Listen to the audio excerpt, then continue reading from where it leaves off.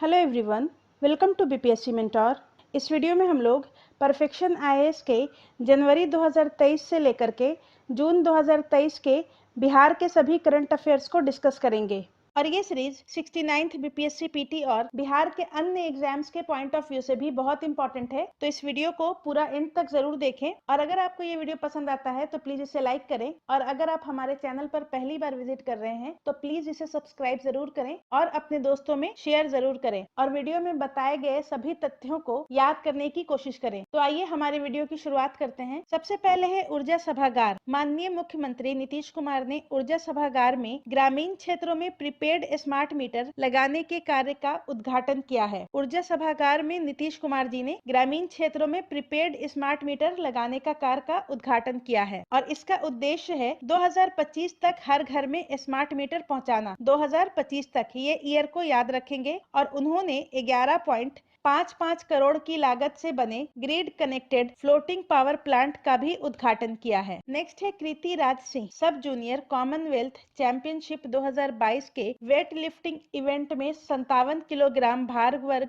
6 gold medal जीते। कृति राज सिंह सब junior Commonwealth championship 2022 के वेट लिफ्टिंग इवेंट में 57 किलो भार वर्ग में 6 गोल्ड मेडल जीते हैं, और ये खुसरोपुर पटना के निवासी हैं। 17वां अंतर्राष्ट्रीय त्रिपिटक जाप समारोह। तो 17वां अंतर्राष्ट्रीय त्रिपिटक जाप समारोह महाबोधि मंदिर गया में 2 दिसंबर से 12 दिसंबर 2022 तक आयोजित किया गया, और इसका आयोजक देश वियतनाम था, और इसके मुख्य अतिथि रामनाथ कोविंद थे, जो कि भारत के पूर्व राष्ट्रपति और बिहार के पूर्व राज्यपाल रह चुके हैं। तो 17वां अंतर्राष्ट्रीय त्रिपिटक जाप महाबोधि मंदिर गया में आयोजित किया गया, और इसका आयोजक देश वियतनाम था। नेक्स्ट है डॉक्टर आपके द्वार। केंद्रीय मंत्री आर.के. सिंह ने डॉक्टर आपके द्वार मोबाइल हेल्थ क्लिनिक का उद्घाटन किया, और बिहार में भोजपुर जिले के सदर अस्पताल आरा में लॉन्च किया गया। स्वास्थ्य परियोजना की कुल लागत 12.68 करोड़ रुपए है। ठीक है, डॉक्टर आपके द्वार बिहार में भोजपुर जिले के सदर अस्पताल आरा में लॉन्च किया गया है, और इसका उद्घाटन केंद्रीय मंत्री आर.के. सिंह के द्वारा किया गया है। इस वीडियो के पीडीएफ पाने के लिए आप हमारे पेड टेलीग्राम ग्रुप को ज्वाइन कर सकते हैं, और हमारे पेड टेलीग्राम ग्रुप में 69th बीपीएससी पीटी की परीक्षा होने तक विभिन्न संस्थानों के टेस्ट सीरीज उपलब्ध करवाए जाएंगे, और जो भी वीडियो हमारे यूट्यूब चैनल बीपीएससी मेंटोर पर अपलोड कराया जाएगा उसके पीडीएफ उपलब्ध कराए जाएंगे, और साथ ही बाजार में उपलब्ध टेस्ट सीरीज तथा करंट अफेयर्स के बुक का पीडीएफ भी उपलब्ध कराया जाएगा। और इस पेड टेलीग्राम ग्रुप में जुड़ने के लिए आपको मात्र 99 रुपीज का शुल्क देना होगा, जिसे आप हमारे यूपीआई आईडी bpscmentor@apl पर पेमेंट करके स्क्रीनशॉट और अपना नाम तथा टेलीग्राम नंबर हमारे व्हाट्सएप नंबर 9599548587 पर भेज सकते हैं, और उसके बाद आपको पेड टेलीग्राम ग्रुप में ऐड कर दिया जाएगा। नेक्स्ट है बोगस वोटिंग। राज्य निर्वाचन आयोग ने फर्जी वोटिंग खत्म करने के लिए नया सॉफ्टवेयर बनाया है, और इसका ट्रायल मुजफ्फरपुर जिले के हलीमपुर पंचायत चुनाव में होगा। हलीमपुर पंचायत मुजफ्फरपुर जिले के। नेक्स्ट है विल्ट रोग। भागलपुर में सुल्तानगंज व शाहकुंड प्रखंड में दलहनी फसल में इसका प्रकोप दर्ज किया गया है। विल्ट रोग भागलपुर के सुल्तानगंज एवं शाहकुंड प्रखंड में दलहनी फसल में इसका प्रकोप दर्ज किया गया है। विल्ट रोग जाइलम में पानी के प्रवाह को बाधित करते हैं, जिससे पत्तियां मुरझा जाती हैं, अर्थात मुड़ जाती हैं और मरना शुरू हो जाती हैं। और विल्ट रोग का जनक है कवक, नोमाटोड, बैक्टीरिया या अन्य सूक्ष्म जीव। तो विल्ट रोग कवक, नोमाटोड, बैक्टीरिया या अन्य सूक्ष्म जीवों के कारण होता है, और इसके कारण जाइलम में पानी का प्रवाह बाधित हो जाता है। नेक्स्ट है बिहार में G20 6 और 7 मार्च 2023 को पटना में आयोजित किया जाएगा। नॉर्दर्न वुड एक्सपो 2022 गांधी मैदान पटना में 9 से 11 दिसंबर 2022 तक आयोजित किया गया, और उद्योग मंत्री समीर कुमार महासेठ ने उद्घाटन किया था। इसका आयोजन यशवी और द इवेंटेज के संयुक्त तत्वाधान में किया गया। नॉर्दर्न वुड एक्सपो का उद्घाटन उद्योग मंत्री समीर महासेठ ने किया था। नेक्स्ट है Shilpa Singh. Vital voice USA और रिलायंस फाउंडेशन द्वारा 2022-23 के लिए महिला नेता के रूप में चयनित वाइटल वॉइस और रिलायंस फाउंडेशन के द्वारा 2022 2022-23 के लिए महिला नेता के रूप में शिल्पा सिंह चुनी गई हैं और ये कटिहार की रहने वाली हैं। वाइटल वॉइस की स्थापना 1998 में अमेरिका की पूर्व प्रथम महिला हिलेरी क्लिंटन ने की थी। नेक्स्ट है अनुपूरक बजट।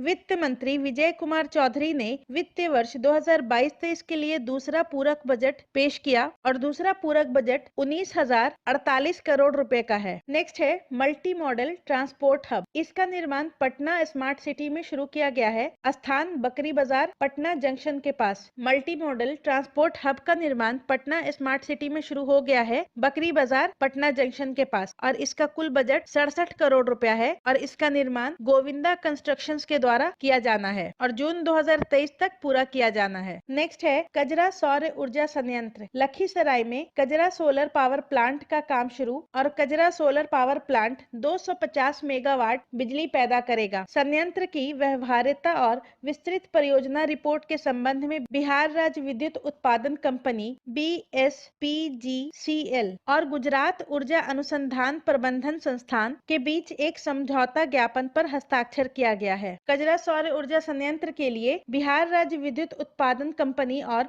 गुजरात ऊर्जा अनुसंधान प्रबंधन संस्थान के बीच एक समझौता ज्ञापन पर हस्ताक्षर किया गया है। नेक्स्ट है जहरीली शराब त्रासदी। जेडीयू ने घोषणा की कि नीतीश कुमार शराब के खिलाफ जागरूकता पैदा करने के लिए दिसंबर 2025 के बाद बिहार यात्रा शुरू करेंगे। राजविंदर सिंह भट्टी बिहार के नए डीजीपी के रूप में नियुक्त हुए हैं और बिहार के पूर्व डीजीपी SK सिंघल का स्थान लिया और वह भारतीय पुलिस सेवा में 1990 बैच के IPS अधिकारी हैं। राजविंदर सिंह भट्टी बिहार के नए डीजीपी बने हैं। नेक्स्ट है भैरव सिंह राठौड़। 81 वर्ष की आयु में जोधपुर में निधन और 1971 के युद्ध के दौरान 14वीं BSF यूनिट में सेवा दी है और 1987 में सेवा से सेवानिवृत्त हुए हैं और वो 1971 के युद्ध के दौरान लोंगेवाला युद्ध के नायक थे। भैरव सिंह राठौर। नेक्स्ट है बोध गया में दलाई लामा। दलाई लामा ने 22 दिसंबर 2022 को महाबोधि महाविहार मंदिर का दौरा किया। 22 दिसंबर 2022 को दलाई लामा ने। उनकी अंतिम यात्रा जनवरी 2020 में हुई थी और 27 दिसंबर को उन्होंने बोध गया में थाईलैंड के बौद्ध मंदिर वाटपा मंदिर का दौरा किया। जून 2002 में महाबोधि मंदिर यूनेस्को की विश्व धरोहर स्थल में शामिल किया गया था। जून 2002 में गया का महाबोधि मंदिर यूनेस्को के विश्व धरोहर स्थल में शामिल किया गया था। नेक्स्ट है साहित्य अकादमी पुरस्कार। मैथिली में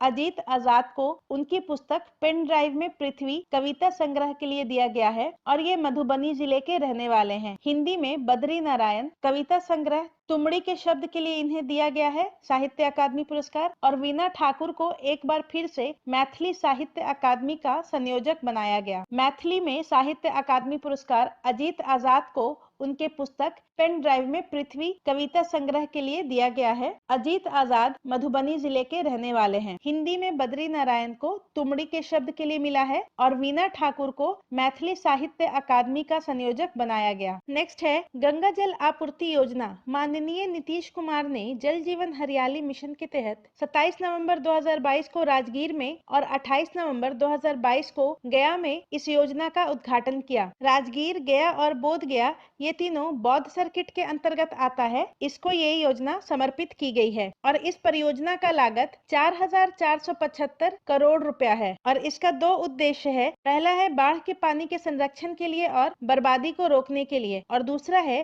पीने योग्य पानी में बदलने के लिए। इसका निष्पादन Megha engineering and infrastructure limited के द्वारा किया गया है और बिहार का पहला और सबसे बड़ा पेयजल कार्यक्रम है गंगा जल आपूर्ति योजना। नेक्स्ट है मधुबनी पेंटिंग। मधुबनी पेंटिंग में राष्ट्रीय पुरस्कार विभा लाल को मिला है और पुरस्कार उनके काम कृष्ण लीला के लिए दिया गया है। तो मधुबनी पेंटिंग में राष्ट्रीय पुरस्कार विभा लाल को उनके काम कृष्ण लीला के लिए दिया गया है। उन्हें मिथिला पेंटिंग में 2009 में राज्य पुरस्कार और 2012 में बिहार कला पुरस्कार मिल चुका है। नेक्स्ट है पटना में 5G सेवाएं। एयरटेल ने पटना में अपना 5G नेटवर्क लॉन्च करने की घोषणा की। इसके साथ ही एयरटेल की 5G नेटवर्क का विस्तार अब 12 शहरों और पुणे एयरपोर्ट तक हो गया है। पटना हवाई अड्डा अल्ट्रा फास्ट 5G सेवा का आनंद लेने वाला बिहार का पहला हवाई अड्डा है। नेक्स्ट है शराबबंदी प्रभावित परिवारों को 1 लाख रुपए। बिहार कैबिनेट ने बिहार में शराबबंदी से प्रभावित परिवारों को 1 लाख रुपए देने की मंजूरी दी है और इसका बजट 610 करोड़ रुपया है। 1 अप्रैल 2016 को बिहार शराब पर प्रतिबंध लगाने वाला गुजरात, मिजोरम, नागालैंड और लक्षद्वीप के बाद देश का 5वां राज्य बन गया और NFHS 5 के अनुसार बिहार में 15.5% पुरुष शराब पीते हैं। नेक्स्ट है मैथिली ठाकुर। मैथिली ठाकुर बिहार खादी हस्तशिल्प और हस्तकरघा के ब्रांड एम्बेसडर बने। मैथिली ठाकुर बिहार खादी हस्तशिल्प और हथकरघा के ब्रांड एम्बेसडर बनी है। पहला है साहित्य अकादमी अनुवाद पुरस्कार। ये अवार्ड रत्नेश्वर मिश्रा को दिया गया है आजादी शीर्षक से अंग्रेजी में लिखे उपन्यास का मैथिली में अनुवाद करने के लिए। तो साहित्य अकादमी अनुवाद पुरस्कार डॉक्टर रत्नेश्वर मिश्रा को मिला है आजादी शीर्षक से अंग्रेजी में लिखे उपन्यास का मैथिली में अनुवाद करने के लिए और आजादी नॉवेल के राइटर चमन नहल हैं। नेक्स्ट है 32वीं sub junior national kabaddi championship. Bihar ने हरियाणा को हराकर 32वीं सब जूनियर राष्ट्रीय कबड्डी चैंपियनशिप का लड़कों का खिताब जीता है और बिहार ने हरियाणा को 49-47 से हराया है। बिहार ने 13 साल के बाद सब जूनियर कबड्डी का खिताब जीता है। अंतिम जीत 2009 में हुई थी। स्थल झारखंड के बोकारो में MGM हायर सेकेंडरी स्कूल में इसका आयोजन किया गया था। ठीक है, तो 32वीं sub junior national kabaddi championship में बिहार ने हरियाणा को 49-47 से हराकर ये खिताब अपने नाम किया है। नेक्स्ट है जल जीवन हरियाली दिवस। माननीय मुख्यमंत्री नीतीश कुमार ने 3 जनवरी 2023 को जल जीवन हरियाली दिवस पर आयोजित कार्यक्रम का उद्घाटन किया। जल जीवन हरियाली अभियान की शुरुआत वर्ष 2019 में हुई थी। इसके 11 घटक हैं और इसे 2 साल के लिए 2025 तक बढ़ा दिया गया है। इसके अंतर्गत जल संरक्षण और वृक्षारोपण को बढ़ावा दिया जाता है और किसानों को 75,500 रुपए की सब्सिडी दी जाती है और किसान अपने खेतों के चारों ओर तालाब बनाएंगे। 3 जनवरी 2023 को जल जीवन हरियाली दिवस पर आयोजित कार्यक्रम का उद्घाटन नीतीश कुमार के द्वारा किया गया था और जल जीवन हरियाली अभियान की शुरुआत 2019 में हुई थी। नेक्स्ट है मैथिली ठाकुर। चुनाव आयोग के द्वारा बिहार के लिए स्टेट आइकन नियुक्त किया गया और उन्हें हाल ही में 2021 के लिए बिहार लोक संगीत में उनके योगदान के लिए उस्ताद बिस्मिल्लाह खान युवा पुरस्कार के लिए चुना गया था और मैथिली का जन्म बिहार के मधुबनी जिले में है। तो मैथिली ठाकुर को चुनाव आयोग के द्वारा बिहार के लिए स्टेट आइकन नियुक्त किया गया है। नेक्स्ट है समाधान यात्रा। मुख्यमंत्री नीतीश कुमार ने 5 जनवरी 2023 को औपचारिक रूप से पश्चिम चंपारण से यात्रा शुरू किया। ठीक है, तो समाधान यात्रा की शुरुआत 5 जनवरी 2023 को नीतीश कुमार जी ने पश्चिमी चंपारण से शुरू किया है और समाधान यात्रा नाम से यह उनकी 14वीं यात्रा है। पहले चरण की यात्रा 29 जनवरी तक चलेगी। इसमें 18 जिले शामिल होंगे। माननीय नीतीश कुमार की पिछली यात्राओं का विवरण। न्याय यात्रा 2005 में, विकास यात्रा जनवरी 2009 में, धन्यवाद यात्रा जून 2009 में और समाज सुधार यात्रा 2021 में। नेक्स्ट है जाति आधारित सर्वेक्षण। राज्य में जाति आधारित सर्वेक्षण का पहला चरण 7 जनवरी 2023 को शुरू हुआ और ये 31 मई 2023 को समाप्त होने वाला है। यह 2 चरणों में आयोजित किया जाएगा। पहला 7 जनवरी से 21 जनवरी 2023 तक और दूसरा चरण 1 अप्रैल से 30 अप्रैल 2023 तक। डेट को याद रखेंगे, 7 जनवरी से 21 जनवरी और 1 अप्रैल से 30 अप्रैल। और इसका उद्देश्य है राज्य में जातियों और समुदायों के विकास में सहायता के लिए उनका एक विस्तृत रिकॉर्ड बनाना। जातियों और समुदायों के विकास के लिए उनका एक विस्तृत रिकॉर्ड बनाना। और बिहार में जाति आधारित सर्वेक्षण करने का निर्णय 2 जून 2022 को राज्य मंत्रिमंडल के द्वारा अनुमोदित किया गया था। नेक्स्ट है भारत का सबसे लंबा पुल। देश का सबसे लंबा पुल बिहार के पश्चिमी चंपारण में गंडक नदी पर बनाया जाएगा और इसकी लंबाई 11.24 किलोमीटर है और ये पुल 4 लेन का होगा और ये भरपटिया बेतिया पश्चिम चंपारण के सेवराही पड़रौना उत्तर प्रदेश से जोड़ेगा और वर्तमान में सबसे लंबा पुल असम में भूपेन हजारिका सेतु है। तो भारत का सबसे लंबा पुल बिहार के पश्चिमी चंपारण में गंडक नदी पर बनाया जाएगा, जिसकी लंबाई है 11.24 किलोमीटर और ये 4 लेन वाला पुल होगा। नेक्स्ट है पटना कॉलेज का 161वां स्थापना दिवस। यह 9 जनवरी 2023 को मनाया गया। ये कॉलेज बिहार का सबसे पुराना कॉलेज है और देश का 5वां सबसे पुराना कॉलेज है। जुलाई 1835 में पटना में पहली बार हाई स्कूल की स्थापना हुई थी और 1839 में वायसराय लॉर्ड ऑकलैंड के आदेश पर पटना में एक सेंट्रल कॉलेज खोलने की योजना बनाई गई थी। तो पटना कॉलेज बिहार का सबसे पुराना कॉलेज है और भारत का 5वां सबसे पुराना कॉलेज है और पटना में पहली बार हाई स्कूल की स्थापना 1835 को हुई थी और सेंट्रल कॉलेज खोलने की योजना 1839 में लॉर्ड ऑकलैंड के आदेश पर बनाई गई थी और पटना कॉलेज की स्थापना 9 जनवरी 1863 को हुई थी। नेक्स्ट है बिहार नगर पालिका क्षेत्र विज्ञापन नियमावली 2023। सरकार ने बिहार नगर पालिका क्षेत्र विज्ञापन नियमावली 2023 का क्रियान्वयन प्रारंभ कर दिया है। इसके साथ ही पटना नगर निगम के विज्ञापन के प्रदर्शन और उपयोग की अनुमति और समान अनुमति विनियम 2012 को निरस्त कर दिया गया है और नए नियमों में विज्ञापनों को 4 कैटेगरी में रखा गया है। पंजीकरण 3 साल के लिए वैध होगा और रेलवे विज्ञापनों के माध्यम से प्राप्त होने वाले राजस्व का 25% नगर निकायों को उपलब्ध कराएगा। नेक्स्ट है शरद यादव। समाजवादी दिग्गज और जदयू के पूर्व प्रमुख शरद यादव का 12 जनवरी 2023 को निधन हो गया। तो शरद यादव का निधन 12 जनवरी 2023 को हुआ था और ये 7 बार लोकसभा और 4 बार राज्यसभा के सदस्य रहे हैं। इनका जन्म 1 जुलाई 1947 को मध्य प्रदेश के होशंगाबाद में हुआ था। बिहार उनका राजनीतिक घर था। उन्होंने 3 राज्य मध्य प्रदेश के जबलपुर, बिहार के मधेपुरा और उत्तर प्रदेश के बदायूं से लोकसभा जीता और शरद यादव बिहार की मधेपुरा सीट से 4 बार संसद रह चुके हैं। पहली बार 1999 में उन्होंने मधेपुरा सीट से लालू प्रसाद को हराया था। नेक्स्ट है multi modal logistic park. Bihta और फतुहा तथा रक्सौल में लॉजिस्टिक पार्क बनाए जाएंगे। बिहटा, फतुहा और रक्सौल में लॉजिस्टिक पार्क बनाए जाएंगे और नेपाल को जोड़ने और रक्सौल से हल्दिया तक एक्सप्रेसवे के निर्माण के चलते रक्सौल में लॉजिस्टिक पार्क बनाने की तैयारी चल रही है। रक्सौल और हल्दिया दोनों बंदरगाह हैं। नेक्स्ट है पटना में एमवी गंगा विलास। भारतीय अंतर्देशीय जलमार्ग प्राधिकरण ने मीडिया रिपोर्टरों का खंडन किया, जिसमें कहा गया था कि एमवी गंगा विलास छपरा में फंस गया है। यह 16 जनवरी 2023 को अपने निर्धारित समय और तारीख पर भद्रा घाट पटना पहुंची और इसने 17 जनवरी 2023 को पटना से प्रस्थान किया। चिरांद, जो कि सारण में है और छपरा से 11 किलोमीटर दक्षिण पूर्व में स्थित है, जिले का सबसे महत्वपूर्ण पुरातात्विक स्थल है। एमवी गंगा विलास में 3 डेक हैं। 36 पर्यटकों की क्षमता वाले बोर्ड पर 18 सूट हैं। नेक्स्ट है संयुक्त राष्ट्र में गंगा जल आपूर्ति योजना। एरिक सोलहेम ने गंगा जल आपूर्ति योजना की प्रशंसा की है और एरिक सोलहेम संयुक्त राष्ट्र पर्यावरण कार्यक्रम UNEP में कार्यकारी निदेशक हैं। गंगा जल आपूर्ति योजना के बारे में देख लेते हैं। 27 नवंबर 2022 को माननीय मुख्यमंत्री द्वारा लॉन्च किया गया। 27 नवंबर को राजगीर में और 28 नवंबर को गया में। राजगीर, गया, बोध गया के लगभग 7.5 लाख घरों को 28 नवंबर से पाइप के जरिए नदी का ट्रीटेड पानी मिलेगा और ये Megha engineering and infrastructure limited द्वारा क्रियान्वित है और बाढ़ का पानी मोकामा के पास हाथीदह से पाइपों के जरिए 150 किलोमीटर की यात्रा करके घरों तक पहुंचाएगा। नेक्स्ट है औद्योगिक विकास। उद्योग विभाग ने 17 जनवरी 2023 को दिसंबर माह के लिए औद्योगिक विकास की रेटिंग जारी की है और सबसे ज्यादा विकसित नालंदा है और इसका अंक है 59, शेखपुरा को 58, मुंगेर को 55, समस्तीपुर को 55 और लखीसराय को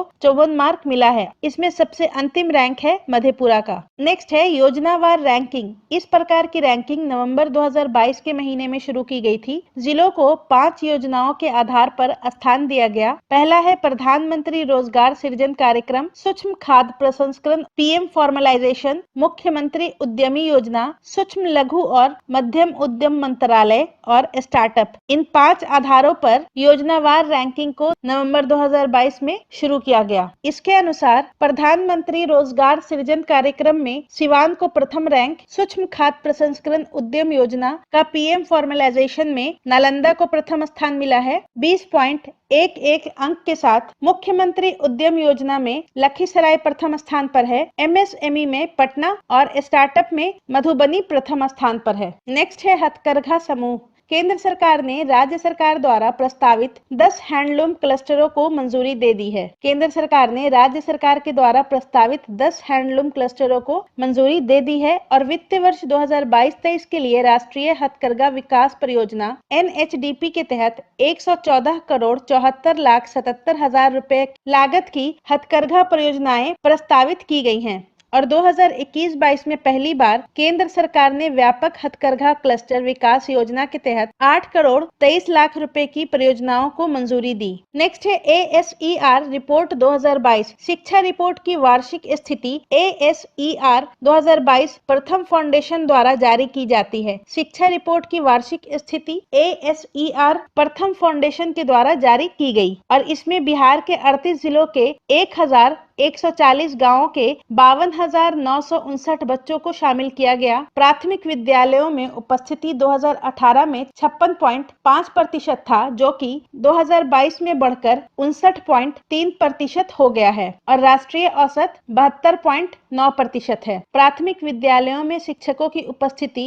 68.5% से 80.9% हो गया है और राष्ट्रीय औसत 86.8% की है। बिहार के 2018 के 78.1% और 2022 के 82.2% के बीच सरकारी स्कूल नामांकन में 4% की वृद्धि देखी गई है। तो 2018 से 2022 के बीच सरकारी स्कूल के नामांकन में 4% की वृद्धि देखी गई है। नेक्स्ट है स्कूल में दाखिला नहीं लेने वाली 15 से 16 वर्षीय लड़कियों की संख्या 2006 में 28.2% से गिरकर 2022 में 6.7% हो गई है। नेक्स्ट है अंक गणित के स्तर पर बिहार ने राष्ट्रीय औसत 21.6% से बेहतर प्रदर्शन किया है। तो बिहार ने अंक गणित के स्तर पर बेहतर प्रदर्शन किया है। पेड ट्यूशन के लिए जाने वाले 30.5% छात्रों के देश के मुकाबले में बिहार में यह 71.7% है और सरकारी स्कूलों में नामांकन 2018 में 78.1 से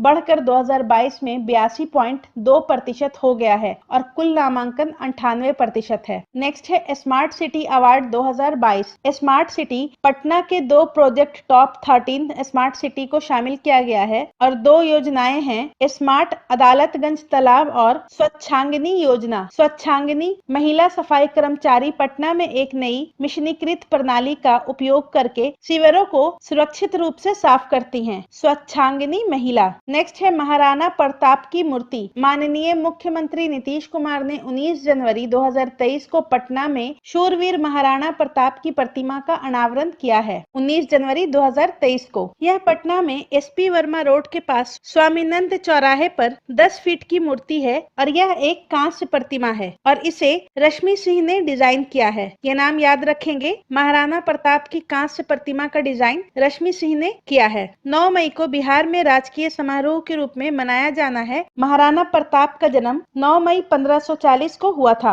महाराणा प्रताप के जन्म दिवस को 9 मई को बिहार में राजकीय समारोह के रूप में मनाया जाएगा। नेक्स्ट है मुख्यमंत्री बिहार दर्शन योजना। मुख्यमंत्री बिहार दर्शन योजना के तहत 2022-23 के लिए 11 करोड़ रुपए स्वीकृत किए गए हैं और राज्य के 38 जिलों के स्कूली छात्रों को बिहार में शैक्षिक भ्रमण पर ले जाया जाता है और राज्य के 5500 स्कूलों में से प्रत्येक को 20,000 रुपए दिए गए हैं। मुख्यमंत्री बिहार दर्शन योजना 2022-23 के लिए 11 करोड़ रुपए की स्वीकृति की गई है और इसके अंतर्गत राज्य के 38 जिले के स्कूली छात्रों को बिहार में शैक्षणिक भ्रमण पर ले जाया जाता है। नेक्स्ट है प्रोफेसर सिद्धेश्वर प्रसाद। त्रिपुरा के पूर्व राज्यपाल एवं प्रसिद्ध साहित्यकार प्रोफेसर सिद्धेश्वर प्रसाद नहीं रहे। महान काव्य कृति कामायनी, जिसके लेखक जयशंकर प्रसाद हैं, इसकी आलोचना लिखी थी प्रोफेसर सिद्धेश्वर प्रसाद ने और 1962, 1967 और 1971 में नालंदा से संसद सदस्य रहे थे। MLC 1983 से 1989 तक और वो जून 1995 से जून 2000 तक त्रिपुरा के राज्यपाल रहे थे और इनका जन्म 9 जनवरी 1929 को हुआ था और वे नालंदा के बिंद के रहने वाले थे। तो प्रोफेसर सिद्धेश्वर प्रसाद नालंदा से 3 बार संसद के सदस्य रहे हैं, 62, 67 और 71 में। 1983 से 89 तक एमएलसी और 1995 से 2000 तक ये त्रिपुरा के राज्यपाल थे। नेक्स्ट है चंदपटिया में निर्मित। चंदपटिया का स्टार्टअप जोन कुंदन कुमार पश्चिम चंपारण जिला मजिस्ट्रेट के दिमाग की उपज है। चंदपटिया का स्टार्टअप जोन कुंदन कुमार जो कि पश्चिमी चंपारण के जिला मजिस्ट्रेट हैं, उनके दिमाग की उपज है और कुंदन कुमार 2020 और 2021 के लिए the Indian express excellence in governance award के विजेता हैं। कुंदन कुमार ने स्टार्टअप और इनोवेशन श्रेणी में ये जीत हासिल की है और चंदपटिया स्टार्टअप जोन 58 छोटी इकाइयों का घर है जो चंदपटिया ब्लॉक में एक परित्यक्त राज्य खाद्य निगम गोदाम से चलती है। नेक्स्ट है कर्पूरी ठाकुर जयंती। जन नायक कर्पूरी ठाकुर की 99वीं जयंती 24 जनवरी को बिहार में मनाई गई। वे 2 बार दिसंबर 1970 से जून 1971 और दिसंबर 1977 से अप्रैल 1979 तक मुख्यमंत्री रहे हैं और 1 बार उप मुख्यमंत्री रहे हैं। उन्होंने 1952 में पहली बार विधानसभा चुनाव जीता और वे बिहार के पहले गैर कांग्रेसी मुख्यमंत्री थे कर्पूरी ठाकुर। और उन्होंने 1977 में मुंगेरी लाल आयोग की रिपोर्ट लागू की जिसमें सरकारी नौकरियों में पिछड़ी जातियों के लिए आरक्षण की सिफारिश की गई थी। इनका जन्म समस्तीपुर जिले के पिटौझिया गाँव में हुआ था और उन्हें जन नायक के नाम से जाना जाता था। पहला है बिहार में नर्सिंग की पढ़ाई। केंद्रीय बजट में फाइनेंस मिनिस्टर निर्मला सीतारमन ने पूरे भारत में 157 मेडिकल कॉलेज अस्पतालों में नए नर्सिंग कॉलेजों की स्थापना की घोषणा की है। 157 मेडिकल कॉलेजों में नए नर्सिंग कॉलेजों की स्थापना की घोषणा केंद्रीय बजट में निर्मला सीतारमन के द्वारा किया गया है और बिहार के 3 मेडिकल कॉलेजों को इसका फायदा मिलेगा और ये पूर्णिया, बेतिया और मधेपुरा में स्थित है। नर्सिंग की पढ़ाई के लिए 100 सीटों का प्रावधान होगा और बिहार के राष्ट्रीय स्वास्थ्य मिशन के तहत 1700 करोड़ रुपए से अधिक मिलने की उम्मीद है। NFHS 5 के अनुसार बिहार में 85% से अधिक बच्चों के पूर्ण टीकाकरण का लक्ष्य हासिल कर लिया गया है। 85% से अधिक। और बिहार में दूसरा एम्स बिहार के दरभंगा के शोभन में बनेगा। तो नर्सिंग की पढ़ाई के लिए 100 सीटों का प्रावधान है और बिहार में कुल 3 मेडिकल कॉलेजों को इसका फायदा मिलेगा जो कि पूर्णिया, बेतिया और मधेपुरा में स्थित है। इसके लिए 1700 करोड़ रुपए से अधिक मिलने का उम्मीद है और NFHS 5 के अनुसार 85% से अधिक बच्चों के पूर्ण टीकाकरण का लक्ष्य हासिल कर लिया गया है बिहार में। और दूसरा एम्स दरभंगा के शोभन में बनेगा और पहला एम्स पटना में खोला गया है। नेक्स्ट है राष्ट्रीय बाल विज्ञान कांग्रेस NCSC। NCSC में देश भर के कुल 16 बाल वैज्ञानिकों में से बिहार के प्रणव सुमन का चयन किया गया है। प्रणव सुमन ये नाम याद रखेंगे और उन्होंने धान के बीज उगाने के लिए गड्ढे बनाने का प्रोजेक्ट तैयार किया है। गड्ढा नारियल, प्याज और बादाम के छिलके से बनाया जाता है और ये बीजों के अंकुरन में सुधार करता है। 5 दिवसीय NCSC का अहमदाबाद में साइंस सिटी में समापन हुआ है। राष्ट्रीय बाल विज्ञान कांग्रेस में कुल 16 बाल वैज्ञानिक थे और इसमें बिहार के प्रणव सुमन का चयन किया गया है। धान के बीज उगाने के लिए गड्ढे बनाने का प्रोजेक्ट इन्होंने तैयार किया था इसलिए। नेक्स्ट है मुंगेर में पहला वानिकी महाविद्यालय। बिहार के मुख्यमंत्री नीतीश कुमार ने मुंगेर में पहले वानिकी महाविद्यालय का उद्घाटन किया है और ये भारत का दूसरा वानिकी महाविद्यालय है। पहला वानिकी महाविद्यालय उत्तराखंड में है और बिहार में बने वानिकी महाविद्यालय का बजट 105 करोड़ रुपया है। नेक्स्ट है न्यायमूर्ति के विनोद चंद्रन। केरल उच्च न्यायालय के वरिष्ठतम न्यायाधीश को पटना उच्च न्यायालय का मुख्य न्यायाधीश नियुक्त किया गया है। पिछले मुख्य न्यायाधीश संजय करोल को उच्चतम न्यायालय में न्यायाधीश के रूप में पदोन्नत किया गया है और इससे पहले जस्टिस चक्रधारी शरण सिंह को पटना हाई कोर्ट का कार्यवाहक मुख्य न्यायाधीश बनाया गया था। के विनोद चंद्रन पटना हाई कोर्ट के मुख्य न्यायाधीश हैं और इससे पहले पटना हाई कोर्ट के कार्यवाहक मुख्य न्यायाधीश चक्रधारी शरण सिंह को बनाया गया था। नेक्स्ट है राजेंद्र विश्वनाथ आर्लेकर। राष्ट्रपति द्रौपदी मुर्मू ने राजेंद्र विश्वनाथ आर्लेकर को बिहार का नया राज्यपाल नियुक्त किया है। तो बिहार के नए राज्यपाल राजेंद्र विश्वनाथ आर्लेकर हैं और इससे पहले राजेंद्र विश्वनाथ आर्लेकर हिमाचल प्रदेश के राज्यपाल थे और उन्होंने बिहार के वर्तमान राज्यपाल फागू चौहान चौहान का स्थान लिया है और अब उन्हें मेघालय का राज्यपाल नियुक्त किया गया है। तो वर्तमान में फागू चौहान मेघालय के राज्यपाल हैं और बिहार के राज्यपाल राजेंद्र विश्वनाथ आर्लेकर हैं। राजेंद्र विश्वनाथ आर्लेकर ने बिहार के 41वें राज्यपाल के रूप में शपथ ली है और इन्हें चक्रधारी शरण सिंह, जो कि पटना उच्च न्यायालय के कार्यवाहक मुख्य न्यायाधीश थे, इन्होंने इन्हें शपथ ग्रहण करवाया है। यह क्वेश्चन पूछ सकता है कि राजेंद्र विश्वनाथ आर्लेकर को किसने शपथ ग्रहण कराया है, तो याद रखेंगे चक्रधारी शरण सिंह ने उन्हें शपथ ग्रहण करवाया था। आर्लेकर के बारे में, इनका जन्म गोवा की राजधानी पणजी में 23 अप्रैल 1954 को हुआ था। अब राज्यपाल की नियुक्ति के बारे में देख लेते हैं। संविधान के अनुच्छेद 155 के अंतर्गत राज्यपाल की नियुक्ति राष्ट्रपति करता है और अनुच्छेद 156 में राज्यपाल की पदावधि का वर्णन है। राज्यपाल राष्ट्रपति के प्रसाद पर्यंत पद धारण करेगा। राज्यपाल राष्ट्रपति को संबोधित अपने हस्ताक्षर सहित लेख द्वारा अपना पद त्याग सकता है और इस लेख के पूर्वगामी प्रावधानों के अधीन एक राज्यपाल उस तारीख से 5 साल की अवधि के लिए पद धारण करेगा जिस दिन वह अपने कार्यकाल में प्रवेश करता है। इसके अलावा राष्ट्रपति राज्यपाल को दूसरे कार्यकाल के लिए भी पुनः नियुक्त कर सकता है। राज्यपाल के शपथ का प्रावधान अनुच्छेद 159 में किया गया है, जिसके अनुसार राज्यपाल को शपथ उस राज्य के उच्च न्यायालय का मुख्य न्यायाधीश दिलाएगा। नेक्स्ट है टिकट डिजाइन प्रतियोगिता। अमीषा को राष्ट्रीय स्तर की स्टाम्प डिजाइन प्रतियोगिता में केंद्रीय पुरस्कार मिला है अमीषा को, और यह इंडिया पोस्ट द्वारा आयोजित किया गया था और अमीषा बिहार शरीफ नालंदा की रहने वाली हैं। तो स्टाम्प डिजाइन प्रतियोगिता इंडिया पोस्ट के द्वारा आयोजित किया गया था और इसमें बिहार शरीफ की अमीषा को राष्ट्रीय स्तर का केंद्रीय पुरस्कार मिला है। नेक्स्ट है समाधान यात्रा। माननीय मुख्यमंत्री नीतीश कुमार की समाधान यात्रा 16 फरवरी 2023 को बेगूसराय में समाप्त हुई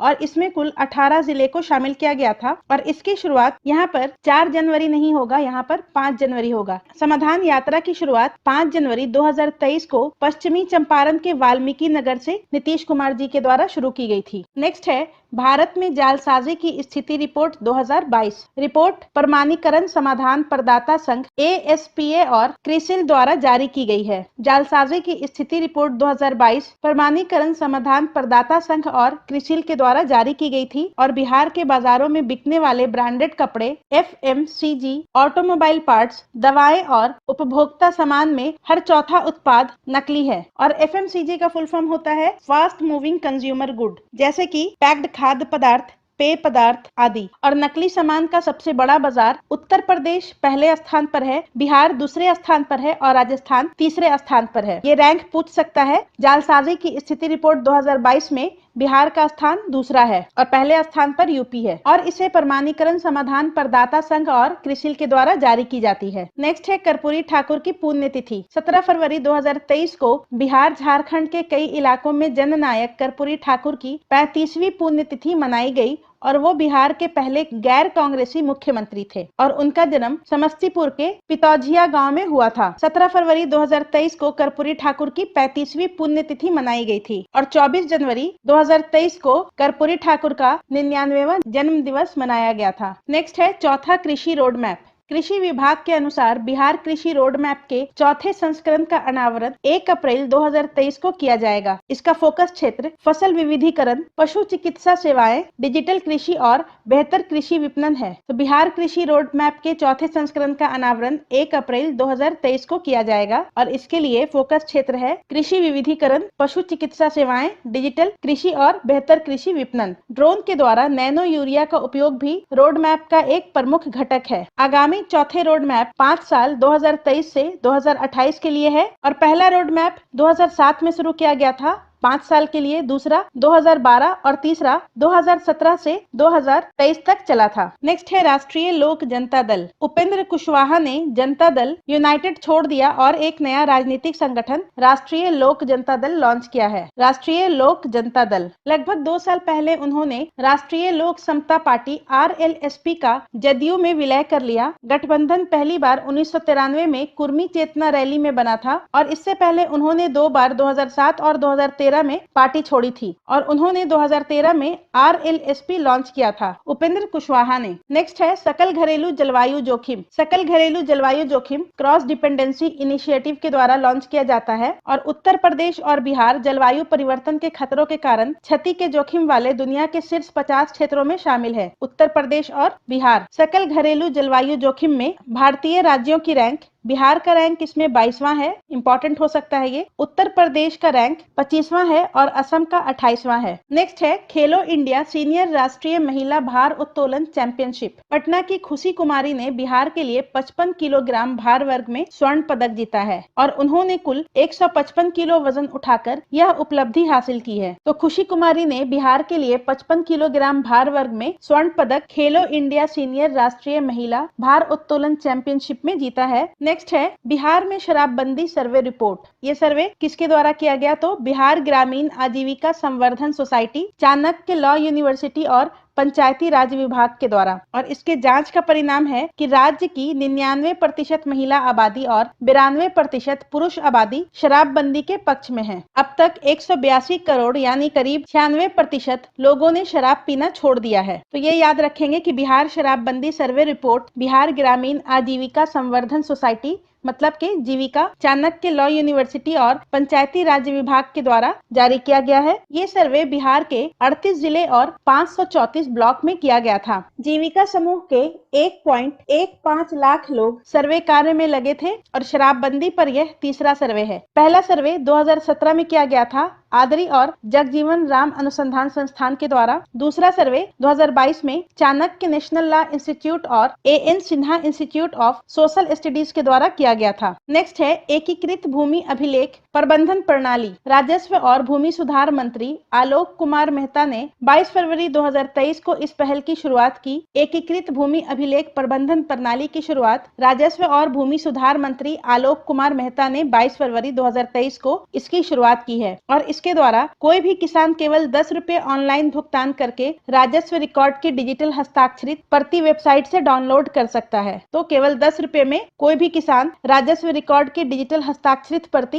वेबसाइट से डाउनलोड कर सकता है। इसका उद्देश्य है भूमि विवाद को रोकना। राष्ट्रीय भूमि रिकॉर्ड आधुनिकीकरण कार्यक्रम 2008 में शुरू किया गया था। नेक्स्ट है गणतंत्र दिवस 2023। 12 झांकियां गांधी मैदान में प्रदर्शित की गई और सिर्फ 3 झांकी हैं पंचायती राज विभाग का, दूसरा है कृषि विभाग का और तीसरा है पर्यटन विभाग और बिहार शिक्षा परियोजना। गणतंत्र दिवस 2023 में 12 झांकियां गांधी मैदान में प्रदर्शित की गई थी, जिसमें सिर्फ 3 झांकी पंचायती राज, कृषि विभाग और पर्यटन विभाग और बिहार शिक्षा परियोजना की है। नेक्स्ट है night time light Atlas. ISRO ने नेशनल रिमोट सेंसिंग सेंटर द्वारा तैयार night time light Atlas report जारी की है। तो यहाँ पर याद रखेंगे कि नाइट टाइम लाइट एटलस जो है वो इसरो के द्वारा जारी की गई है और बिजली के मामले में बिहार देश के सबसे प्रबुद्ध राज्यों में अव्वल है। पिछले दशक 2012 से 21 में बिहार में बिजली में औसतन 474% की वृद्धि देखी गई है, जबकि राष्ट्रीय स्तर पर 43% की वृद्धि है। सिर्फ 3 वृद्धि बड़े राज्यों में बिहार का 474 है, केरल का 119% है और मध्य प्रदेश का 66% है। नेक्स्ट है AISHE 2020-21। AISHE का फुल फॉर्म होता है all India survey on higher education और सकल नामांकन अनुपात में बिहार का रैंक 7वां है। बिहार का सकल नामांकन अनुपात बढ़कर 15.9 हो गया है और पिछले साल ये 12.1 था। GIR में 3.4% की वृद्धि हुई है और यह राष्ट्रीय औसत से 1.7 अधिक है।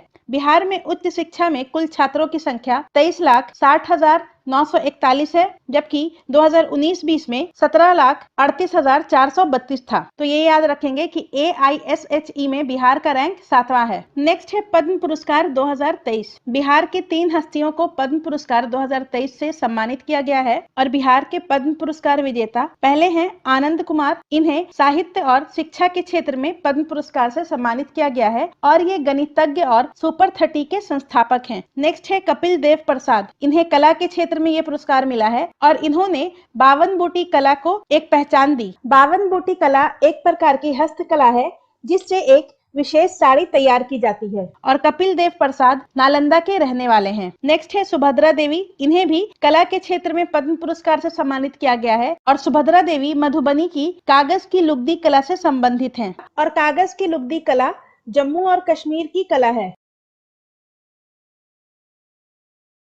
सबसे पहले है बिहार बजट 2023-24। 28 फरवरी 2023 को वित्त वर्ष 2023-24 के लिए बिहार बजट को प्रस्तुत किया गया और ये बजट बिहार के फिनांस मिनिस्टर विजय कुमार चौधरी के द्वारा पेश किया गया है। इसके अनुसार कुल परिव्यय 2,61,885.40 करोड़ रुपया है, जो कि 2022-23 की तुलना में 10% से अधिक है, लगभग 24,000 करोड़ रुपया। बिहार बजट 2022-23 में उच्चतम आवंटन शिक्षा को 40,450 करोड़ रुपया, रोड को 17,487, स्वास्थ्य में 16,966 करोड़ रुपया और समाज कल्याण क्षेत्र में 12,439 करोड़ रुपए आवंटित किया गया है। 2023-24 के लिए राजकोषीय घाटा का अनुमान जीएसडीपी का 2.98% रखा गया है। राजकोषीय उत्तरदायित्व बजट प्रबंधन अधिनियम FRBM के तहत निर्धारित 3% की अनुमानीय सीमा के भीतर है, तो राजकोषीय घाटा का अनुमान जीएसडीपी का 2.98% रखा गया है। नेक्स्ट है बाजरा महोत्सव। बिहार में बाजरा महोत्सव भोजपुर में आयोजित किया गया और इसका आयोजन 28 फरवरी से 1 मार्च 2023 तक किया गया। इसका उद्घाटन पशुपति कुमार पारस के द्वारा किया गया है। बाजरा का अंतर्राष्ट्रीय वर्ष 2023 और ये संयुक्त राष्ट्र के द्वारा भारत की सिफारिश पर मनाया जा रहा है और बिहार से ज्वार, बाजरा, रागी और लघु बाजरा का उत्पादन होता है। भोजपुर ज्वार और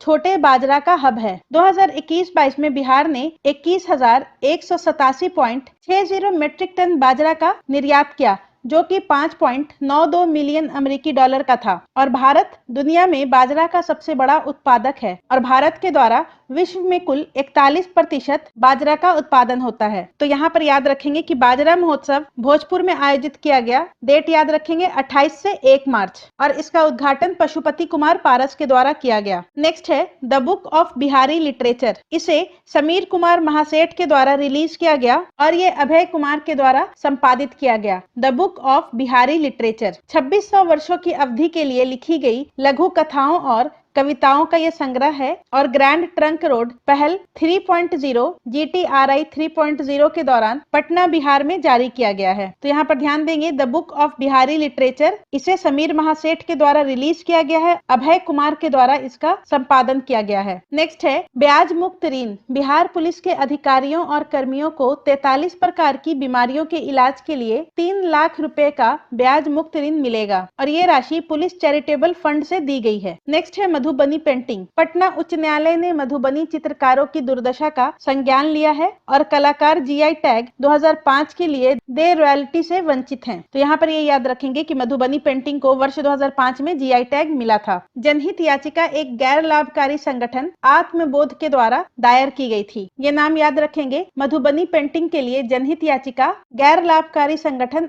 आत्मबोध के द्वारा दायर की गई थी। मधुबनी पेंटिंग के बारे में देखते हैं। इसकी उत्पत्ति बिहार के मिथिलांचल में देवी सीता के जन्म स्थान पर हुआ था और इसके चित्रकार सीता देवी, गंगा देवी, महासुंदरी देवी और बउआ देवी हैं। बच्चे के जन्म, ब्राह्मणों के पवित्र सूत्र समारोह, छठ और देवातन एकादशी जैसे शुभ अवसरों पर इसे खींचा जाता है और इसका थीम रहस्यवाद, लोकगीत और हिंदू महाकाव्यों के क्षेत्रीय संस्करण पर आधारित होता है। नेक्स्ट है एम्स दरभंगा। एम्स दरभंगा ये शोभन दरभंगा में खुलेगा और ये बिहार का दूसरा एम्स होगा। पहला एम्स पटना में है और ये केंद्रीय बजट 2015-16 में इसे शामिल किया गया था। इसका वर्णन 2015-16 के केंद्रीय बजट में था। 15 सितंबर 2020 को केंद्रीय कैबिनेट ने दरभंगा में 750 बिस्तर वाले एम्स, जिसकी लागत 1264 करोड़ रुपए है, इसको मंजूरी दी है 15 सितंबर 2020 को और इसके लिए निर्धारित क्षेत्र 150 एकड़ है और बिहार का पहला एम्स पटना में है। तो एम्स दरभंगा, शोभन दरभंगा ये याद रखेंगे और इसके लिए 1264 करोड़ रुपए लागत को मंजूरी दी गई है। नेक्स्ट है राज्य खेल पुरस्कार एवं सम्मान योजना। इसका उद्देश्य है राष्ट्रीय और अंतर्राष्ट्रीय खेल प्रतियोगिताओं में राज्य के विजेता खिलाड़ियों और प्रशिक्षकों को सम्मानित करना। राज्य खेल पुरस्कार और सम्मान योजना और इसके लिए कुछ प्रावधान हैं। ओलंपिक में गोल्ड जीतने वाले को 2 करोड़ रुपया, सिल्वर को 1.5 करोड़ और ब्रॉन्ज जीतने वाले को 1 करोड़ रुपया दिया जाएगा। एशियाई खेल में गोल्ड जीतने वाले को 1.5 करोड़, सिल्वर जीतने वाले को 1 करोड़ और ब्रॉन्ज मेडल जीतने वाले को 75 लाख रुपया दिया जाएगा।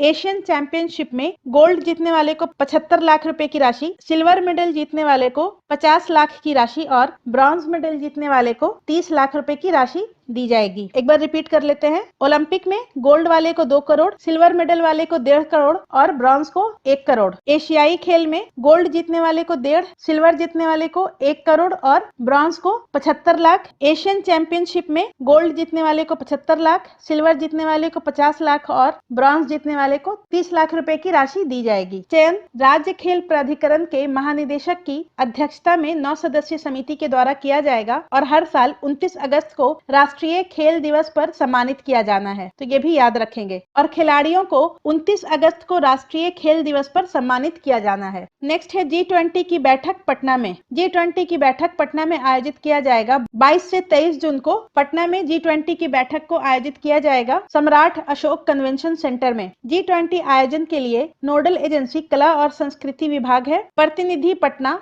बोध गया, राजगीर और वैशाली आदि प्रमुख स्थानों का भ्रमण करेंगे। नेक्स्ट है विद्या दीदी। इसका उद्देश्य है ग्रामीण युवाओं को प्रतियोगी परीक्षाओं के लिए सक्षम बनाना और इसके लिए सामुदायिक पुस्तकालय सह कैरियर विकास केंद्र CDC चलाएंगे। CDC का उद्देश्य है छात्रों को विभिन्न शैक्षिक, उद्यमिता और कैरियर उत्थान योजनाओं के बारे में सूचित करना। तो विद्या दीदी का उद्देश्य है ग्रामीण युवाओं को प्रतियोगी परीक्षाओं के लिए सक्षम बनाना और विद्या दीदी सामुदायिक पुस्तकालय सह कैरियर विकास केंद्र चलाएंगे और इसका उद्देश्य है छात्रों को विभिन्न शैक्षिक, उद्यमिता और कैरियर उत्थान योजनाओं के बारे में सूचित करना। विद्या दीदी के बारे में देखते हैं तो शैक्षणिक योग्यता 12वीं पास, आयु 18 से 40 वर्ष होना चाहिए और इसके लिए 6,000 रुपया प्रति माह दिया जाएगा। वह जीविका समूह की सदस्य होनी चाहिए या जीविका समूह के किसी सदस्य के परिवार से संबंधित होनी चाहिए। स्कूल छोड़ने वाले बच्चों को वापस लाने की जिम्मेदारी भी विद्या दीदी की होगी। नेक्स्ट है पुस्तक Bihar that was and now. संपूर्णता में बिहार को दर्शाने वाली तस्वीरों का संग्रह है और ये फोटोग्राफर और पद्मश्री पुरस्कार से सम्मानित श्री रघु राय और उनकी पत्नी श्रीमती उषा राय के द्वारा ये पुस्तक लिखी गई है। तो Bihar that was and now ये एक तस्वीरों का संग्रह है और ये पुस्तक श्री रघु राय और उनकी पत्नी श्रीमती उषा राय के द्वारा तैयार की गई है। कहो इंडिया विमेन रोड साइकिलिंग, तो ये कहो इंडिया नहीं होगा, ये होगा खेलो इंडिया। खेलो इंडिया विमेन रोड साइकिलिंग, इसका चैंपियन बिहार है 39 अंक के साथ और उप विजेता पश्चिम बंगाल बना है 13 अंक के साथ। नेक्स्ट है बिहार दिवस 2023। बिहार स्थापना दिवस 22 मार्च को मनाया जाता है। 2023 का बिहार दिवस का थीम था युवा शक्ति बिहार की प्रगति। बिहार का राज्य गीत है मेरे भारत के कंठार, जो कि सत्यनारायण के द्वारा लिखा गया है और मार्च 2012 में अपनाया गया है। बिहार राज्य प्रार्थना मेरे रफ्तार पर सूरज की किरण नाश करे और वर्ष 2023 में बिहार का 111वां गठन वर्ष मनाया गया। 22 मार्च 2012 को बंगाल से अलग किया गया था। न्यूयॉर्क में भारत के महावाणिज्य दूतावास में एक कार्यक्रम आयोजित किया गया था और संयुक्त राज्य अमेरिका पूर्वी तट के बिहार फाउंडेशन द्वारा होस्ट किया गया था। न्यूयॉर्क में भारत महावाणिज्य दूतावास में एक कार्यक्रम आयोजित किया गया। USA के बिहार फाउंडेशन के द्वारा इसे होस्ट किया गया और बिहार फाउंडेशन के अध्यक्ष आलोक कुमार हैं और बिहार के 3 व्यक्तियों को बिहार विश्व गौरव पुरस्कार से सम्मानित किया गया। बिहार विश्व गौरव पुरस्कार से 3 व्यक्तियों को सम्मानित किया गया, वो है डॉक्टर विंदेश्वर पाठक, अजय सिंह और ललित झा। दुबई में इसका आयोजन भारत ने सकारात्मक रूप से किया था। तो बिहार दिवस का आयोजन न्यूयॉर्क में भी हुआ था और दुबई में भी हुआ था। राष्ट्रीय पुरस्कार विजेताओं का सम्मान पद्मश्री पुरस्कार विजेता सुभद्रा देवी, ये मधुबनी की हैं, कपिल देव प्रसाद नालंदा के और आनंद कुमार पटना के हैं, इन लोगों को सम्मानित किया गया। राष्ट्रीय बाल पुरस्कार विजेता धीरज कुमार जो कि पश्चिम चंपारण के हैं, पाल साक्षी जो कि छपरा की हैं और ज्योति कुमारी ये दरभंगा की हैं, इन्हें भी सम्मानित किया गया। नेक्स्ट है विधायकों के वेतन और भत्तों में वृद्धि। वेतन और भत्तों में 30 से 35,000 रुपए प्रति माह की वृद्धि की जाएगी और नया वेतन लगभग 2.65 लाख प्रति माह हो जाएगा और विधायकों का वेतन राज्य विधान मंडल द्वारा निर्धारित किया जाता है। नेक्स्ट है डॉक्टर लोहिया जयंती। 23 मार्च 2023 को 113वीं जयंती मनाई गई और इनका जन्म 23 मार्च 1910 को फैजाबाद यूपी में हुआ था। कांग्रेस सोशलिस्ट पार्टी के संस्थापकों में से एक थे और इसके मुख्य पत्र कांग्रेस सोशलिस्ट के संपादक थे डॉक्टर राम मनोहर लोहिया और 1956 में सोशलिस्ट पार्टी लोहिया का गठन किया गया और मैनकाइंड पत्रिका के संपादक बने। मैनकाइंड पत्रिका के संपादक राम मनोहर लोहिया बने थे 1956 में और लोहिया ने the concept of the civil liberties शीर्षक से एक पैम्फलेट लिखा था। तो ये पैम्फलेट का नाम याद रखेंगे, the concept of civil liberties शीर्षक से राम मनोहर लोहिया ने पैम्फलेट लिखा था। नेक्स्ट है न्यायमूर्ति विनोद चंद्रन। पटना उच्च न्यायालय के नए न्यायाधीश के रूप में नियुक्त न्यायमूर्ति विनोद चंद्रन और वर्तमान में केरल उच्च न्यायालय के वरिष्ठ न्यायाधीश है ये। और ये पटना हाई कोर्ट के कार्यवाहक मुख्य न्यायाधीश चक्रधारी चरण सिंह का स्थान ग्रहण करेंगे और पिछले पटना हाई कोर्ट के मुख्य न्यायाधीश संजय करोल को सर्वोच्च न्यायालय के न्यायाधीश के रूप में पदोन्नत किया गया था। नेक्स्ट है विकिरण निगरानी। ये पटना में स्थापित है गामा स्थलीय विकिरण स्तरों को रिकॉर्ड करने के लिए। गामा स्थलीय विकिरण स्तरों को रिकॉर्ड करने के लिए भाभा परमाणु अनुसंधान केंद्र बार्क मुंबई के द्वारा स्वदेशी रूप से इसे विकसित किया गया है और पूर्वी भारत में इस तरह की ये पहली स्थापना है। विकिरण निगरानी 4 और यंत्र वाल्मीकि नगर, पूर्णिया, भागलपुर और गया में भी लगाए जाएंगे। तो बिहार में कुल विकिरण निगरानी के 5 यंत्र स्थापित किए जाएंगे और विकिरण निगरानी को बार्क के द्वारा स्वदेशी रूप से विकसित किया गया है। इसका उपयोग पृष्ठभूमि पर्यावरण विकिरण, स्थलीय विकिरण के साथ साथ लौकिक मूल के अध्ययन के लिए भी किया जाएगा। आंधी के दौरान गामा किरण विकिरण के उत्सर्जन पैटर्न का अध्ययन करने के लिए भी डेटा का उपयोग किया जाएगा। परमाणु ऊर्जा विभाग के भारतीय पर्यावरण विकिरण निगरानी नेटवर्क परियोजना के तहत स्थापित किया जा रहा है। विकिरण निगरानी की स्थापना भारतीय पर्यावरण विकिरण निगरानी नेटवर्क परियोजना के तहत इसे स्थापित किया जा रहा है। नेक्स्ट है राष्ट्रीय CBIP पुरस्कार 2022 गंगा जल आपूर्ति योजना और गया जी बांध जो कि गया के फल्गु नदी पर बनाया गया है, इसको ये पुरस्कार दिया गया राष्ट्रीय CBIP पुरस्कार 2022। और CBIP का फुल फॉर्म होता है central board of irrigation and power और ये पुरस्कार गंगा जल आपूर्ति योजना और गया जी बांध को जल संसाधनों का सर्वोत्तम क्रियान्वयन के श्रेणी में दिया गया है। और गंगा जल आपूर्ति योजना और गया जी बांध इन दोनों योजना को तैयार करते समय वर्ष 2051 तक जनसंख्या की आवश्यकता को ध्यान में रखा गया है। ये दोनों योजनाएं 2051 तक की जनसंख्या की आवश्यकता को ध्यान में रखकर बनाया गया है। पहला है समुदाय आधारित बचत समूह CBSG। राज्य भर में 1050 भिखारियों से बने 79 समूहों ने बैंकों में 6.69 लाख रुपया जमा किए। भिखारियों के लिए CBSG 10 जिलों में चल रहा है और वो 10 जिले हैं पटना, गया, दरभंगा, पूर्णिया, मुजफ्फरपुर, भागलपुर, सहरसा, मुंगेर, सारण और नालंदा। और केंद्र ने भिखारियों के पुनर्वास के लिए मुख्यमंत्री भिक्षावृत्ति निवारण योजना को भी अपनाया है, तो ये याद रखेंगे। और केंद्र के द्वारा भिखारियों के पुनर्वास के लिए चलाए गए योजना का नाम है स्माइल योजना और स्माइल का फुल फॉर्म होता है support for marginalised individuals for livelihood and enterprise. Next है टीबी उन्मूलन। उत्तर प्रदेश के वाराणसी में आयोजित वन वर्ल्ड टीबी समिट में बिहार के 5 जिलों को टीबी की घटती दर के लिए सम्मानित किया गया है। बिहार के 5 जिलों को। और one world TB summit Uttar Pradesh के वाराणसी में आयोजित किया गया है और इसके लिए उपराष्ट्रीय परमानंद पुरस्कार बिहार को दिया गया है। बिहार के मुजफ्फरपुर, समस्तीपुर, सिवान, सारण और पूर्णिया को टीबी की घटती दर के लिए सम्मानित किया गया है। पदक प्राप्त करने के लिए जिले के मामलों में गिरावट और आधार वर्ष 2015 है। मुजफ्फरपुर और समस्तीपुर को गोल्ड मेडल मिला है, सिवान को 40% के साथ सिल्वर मेडल मिला है और पूर्णिया व सारण को कांस्य मेडल दिया गया है। नेक्स्ट है पटना उच्च न्यायालय। न्यायमूर्ति कृष्णन विनोद चंद्रन ने 29 मार्च 2023 को पटना उच्च न्यायालय के मुख्य न्यायाधीश के रूप में शपथ ली है और पटना उच्च न्यायालय के 44वें मुख्य न्यायाधीश के रूप में इन्होंने शपथ ली है और उनका कार्यकाल अप्रैल 2025 में समाप्त होगा। नेक्स्ट है पटना मेट्रो परियोजना। भारत और जापान के बीच 29 मार्च 2023 को एक समझौते पर हस्ताक्षर किए गए जिसका उद्देश्य है पटना मेट्रो रेल परियोजना के लिए Japan international cooperation agency JICA 5,509 crore रुपए देगी पटना मेट्रो रेल परियोजना के लिए और ऋण अवधि 30 वर्ष की अनुग्रह अवधि के साथ 10 वर्ष है। पटना मेट्रो के बारे में अब जान लेते हैं तो इसके लिए अनुमानित लागत 13,365.77 करोड़ रुपया है और इसके लिए 2 कॉरिडोर है, पहला दानापुर से मीठापुर और दूसरा पटना रेलवे स्टेशन से न्यू ISBT तक। दानापुर से मीठापुर कॉरिडोर 16.94 किलोमीटर और ज्यादातर भूमिगत रहेगा जिसकी लंबाई है 11.20 किलोमीटर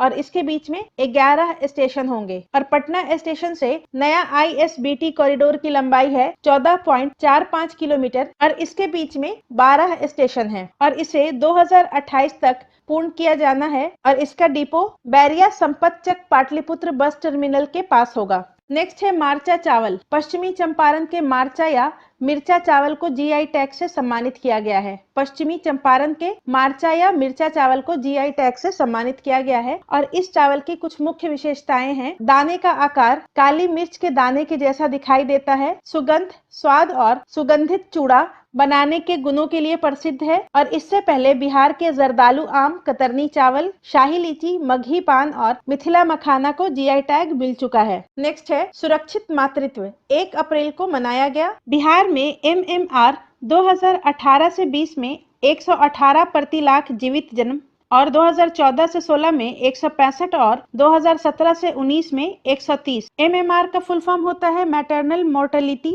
रेट और बिहार में मौतों में औसतन लगभग 25% की कमी आई है और एमएमआर राष्ट्रीय सूचकांक में बिहार की रैंक 15वीं है और ये आंकड़ा नमूना पंजीकरण प्रणाली 2018 से 20 के अनुसार है। नेक्स्ट है बिहार में भूकंप। बिहार में 4.3 तीव्रता का भूकंप महसूस किया गया और बिहार में सबसे विनाशकारी भूकंप 1934, 1988 और 2011 में आए हैं। बिहार उच्च भूकंपीय क्षेत्र में स्थित है। यह बिहार नेपाल सीमा के पास हिमालयाई टेक्टोनिक प्लेट को जोड़ने वाली टेक्टोनिक प्लेट की सीमा पर पड़ता है और 8 जिले भूकंपीय क्षेत्र 5 में आते हैं, जबकि 24 जिले भूकंपीय क्षेत्र 4 में और 6 जिले भूकंपीय क्षेत्र 3 में आते हैं। 8 जिले भूकंपीय क्षेत्र 5 में, 24 जिले भूकंपीय क्षेत्र 4 में और 6 जिले भूकंपीय क्षेत्र 3 में आते हैं और 2 जिले मधुबनी और सुपौल पूरी तरह से भूकंपीय क्षेत्र 5 में आते हैं। नेक्स्ट है जाति जनगणना। पटना उच्च न्यायालय ने राज्य में चल रहे जाति आधारित सर्वेक्षण पर रोक लगाने से इनकार कर दिया है। दाखिल की गई जनहित याचिकाओं पीआईएल में कहा गया कि सर्वेक्षण बिना किसी कानून के किया जा रहा था।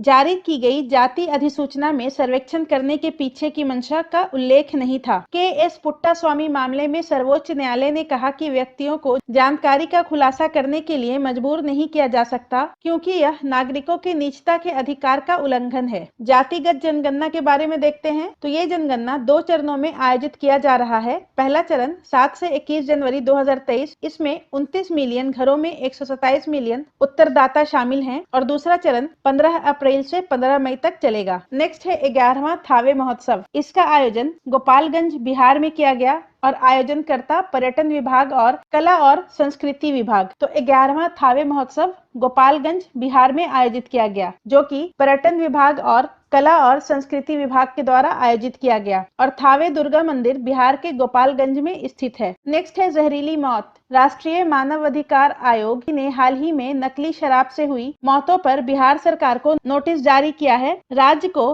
6 सप्ताह के भीतर रिपोर्ट देनी है। 6 सप्ताह के भीतर। एनएचआरसी ने 16 अप्रैल 2023 को इस मामले पर एक मीडिया रिपोर्ट का स्वतः संज्ञान लिया और बिहार ने भारतीय संविधान के अनुच्छेद 47 से प्रेरणा लेते हुए राज्य में पूर्ण शराबबंदी लागू कर दी। नेक्स्ट है बाबू वीर कुंवर सिंह का 165वां विजयोत्सव। 23 अप्रैल 2023 को मनाया गया है बाबू वीर कुंवर सिंह का 165वां विजयोत्सव। इसका आयोजन रमना मैदान आरा में किया गया था और इसके आयोजनकर्ता राज्य कला संस्कृति एवं युवा विभाग। 23 अप्रैल 1858 को भोजपुर जिले के जगदीशपुर के पास कैप्टन ली ग्रांड के नेतृत्व में ब्रिटिश ईस्ट इंडिया कंपनी के सैनिकों पर वीर कुंवर सिंह की जीत की स्मृति में ये मनाया जाता है। नेक्स्ट है भूजल स्तर में गिरावट। लोक स्वास्थ्य यांत्रिकी विभाग के द्वारा तैयार की गई रिपोर्ट के अनुसार भूजल स्तर में गिरावट देखी गई है। जाँच का परिणाम 24 जिलों में भूजल स्तर नीचे चला गया है। नालंदा जिले के बिहार शरीफ 2023 में 38.7 फीट और 2022 में 25.6 फीट में जल स्तर अधिकतम 13.1 फीट नीचे चला गया है नालंदा जिले के बिहार शरीफ में और पिछले साल की तुलना में सिर्फ 3 जिलों में भूजल स्तर ऊपर आया है। इनमें बांका,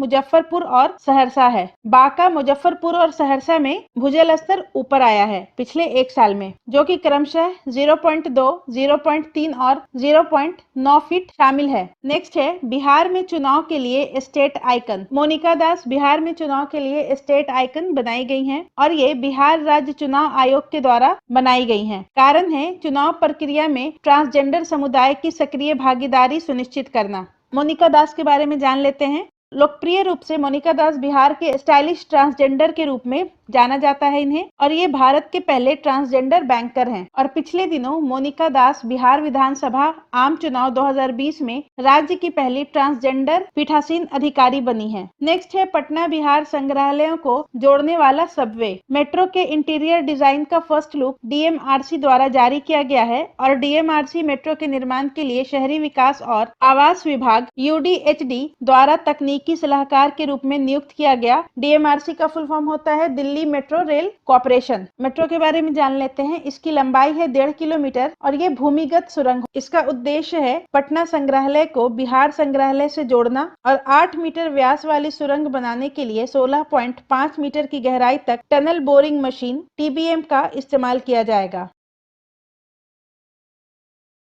पहला है पोस्ट मैट्रिक छात्रवृत्ति योजना। ये एक नई छात्रवृत्ति योजना है और इसके लिए पात्रता है पिछड़े और अत्यंत पिछड़े परिवार जिनकी वार्षिक आय 3 लाख रुपए से अधिक नहीं है। तो ये याद रखेंगे, पोस्ट मैट्रिक छात्रवृत्ति योजना के लिए वैसे लोग पात्र होंगे जो पिछड़े और अत्यंत पिछड़े परिवार से होंगे और उनकी वार्षिक आय 3 लाख रुपए से अधिक नहीं होगी। और इसमें चिकित्सा, इंजीनियरिंग, प्रबंधन और कानून आदि को शामिल किया गया है। मतलब कि इन चारों स्ट्रीम या इसके अलावा और कोई स्ट्रीम होगा तो उसको ये छात्रवृत्ति योजना का लाभ प्राप्त होगा। इसके अंतर्गत वार्षिक छात्रवृत्ति 1 लाख रुपए से लेकर 4 लाख रुपए तक है और मान्यता प्राप्त गैर सरकारी शिक्षण संस्थानों में पढ़ने वाले छात्रों की तुलना में सरकारी शिक्षण संस्थानों में पढ़ने वाले छात्रों को प्राथमिकता दी जाएगी। नेक्स्ट है किसान क्रेडिट योजना केसीसी। सरकार ने केसीसी योजना के तहत ऋण वितरण के लक्ष्य को दुगना कर दिया है। ऋण स्वीकृति 5 अरब रुपए हुई है और बिहार राज्य सहकारी बैंक द्वारा सभी 38 जिलों में 1,50,000 पंजीकृत किसानों के बीच वितरित किया जाना है और इसके लाभार्थी अन्य किसानों में पैक्स, वेजफेड, मत्स्य पालन और पशुपालन। और गत वर्ष 2021-22 में लगभग 50,000 किसानों को 133 करोड़